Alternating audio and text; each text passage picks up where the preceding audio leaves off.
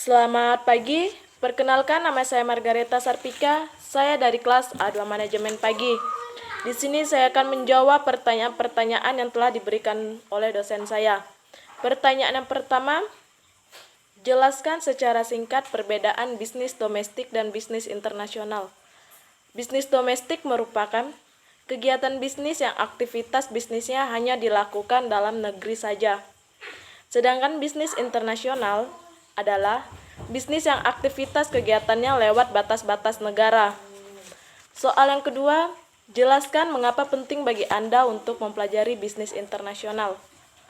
Karena bisnis internasional ini banyak organisasi besar, atau mungkin tempat kita belajar, bahkan tempat kita bekerja, telah melakukan operasi di tingkat internasional dan dipengaruhi oleh ekonomi global. Soal yang ketiga, jelaskan secara singkat orientasi manajemen dan perusahaan berkaitan dengan globalisasi pasar. Orientasi manajemen adalah asumsi atau keyakinan yang seringkali tidak disadari mengenai sifat dunia. Manajemen juga harus mempunyai pandangan dunia ke arah wilayah regional dan akan sisa dunia dengan orientasi etnosentris atau polisentris atau kombinasi keduanya. Soal yang keempat, sebutkan contoh-contoh perusahaan Indonesia yang telah melakukan bisnis internasional. Apa saja ciri-ciri perusahaan melakukan bisnis internasional? Contoh-contoh perusahaan Indonesia yang telah melakukan bisnis internasional adalah yang pertama PT Sido muncul, yang kedua perusahaan AT dan T, 3 Prektor dan Gamble atau PG, keempat FedEx.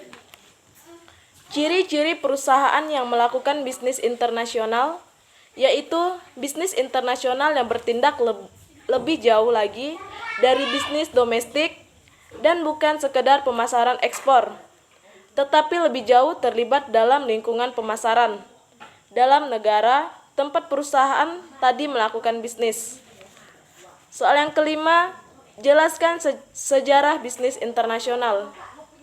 Sebelum Masehi, pedagang Yunani, Venezia, dan Yunani mengirim wakil-wakil ke luar negeri untuk menjual barang-barang mereka. Tahun 1600, British East India Company, sebuah perusahaan yang harus dibentuk, mendirikan cabang di luar negeri di seluruh Asia. Soal yang keenam, jelaskan etnosentris, polisentris, regiosentris, dan geosentris. Yang pertama, etnosentris yaitu berasumsi bahwa negara aslinya lebih unggul dibanding negara lain di dunia. Yang kedua, polisentris disebut sebagai multilokal, lebih merupakan adaptasi dari paham etnosentris, meskipun aktivitas bisnis organisasional mereka telah melebar ke beberapa pasar luar negeri. Yang ketiga, regiosentris, hampir mirip dengan polisentris, namun organisasi polisentris tidak hanya mengakui adanya perbedaan sifat spesifik pada pasar luar negeri, akan tetapi juga merasakan adanya sejumlah kesamaan dari masing-masing pasar luar negeri. Yang keempat, geosentris akan memperlakukan semua pasar luar negeri sebagai suatu kesatuan, yakni sebagai pasar global. Dan soal yang ketujuh, silakan buka link ini. Soal yang ketujuh bagian yang pertama, siapa pembicara dalam video tersebut? Pembicara dalam video tersebut yaitu Ibu Lydia Yunita SEMM. Yang kedua, jelaskan apa-apa yang dijelaskan oleh pembicara di dalam video tersebut. Penjelasan yang dijelaskan oleh pembicara dalam video tersebut yaitu bisnis internasional adalah bisnis yang aktivitas kegiatannya lewat batas-batas negara. Definisi ini tidak hanya termasuk perdagangan internasional dan pemanufakturan di luar negeri, tetapi juga industri jasa yang berkembang di bidang-bidang seperti transportasi, pariwisata, perbankan, periklanan, konstruksi, perdagangan eceran, perdagangan besar, dan komunikasi massa. Dan yang lainnya berupa yang pertama, bisnis luar hukum. Ialah berarti operasi-operasi domestik di dalam sebuah negara asing. Yang kedua, perusahaan multidomestik.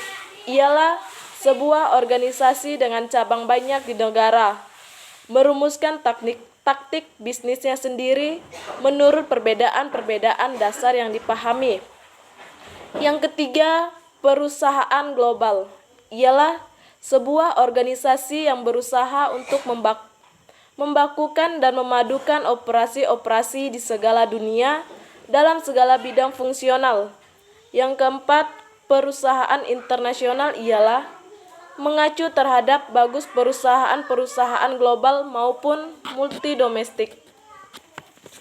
Bagian yang ketiga, bagaimana pendapat Anda tentang pembicara di dalam video tersebut? Pendapat saya dari video yang telah saya tonton ialah kami dapat mengetahui bisnis internasional, perdagangan internasional, dan juga industri jasa yang berkembang di bidang-bidang seperti transportasi, pariwisata, perbankan, periklanan, konstruksi, perdagangan eceran, perdagangan besar, dan komunikasi massa. Sekian jawaban-jawaban yang telah saya berikan. Saya ucapkan terima kasih, selamat pagi.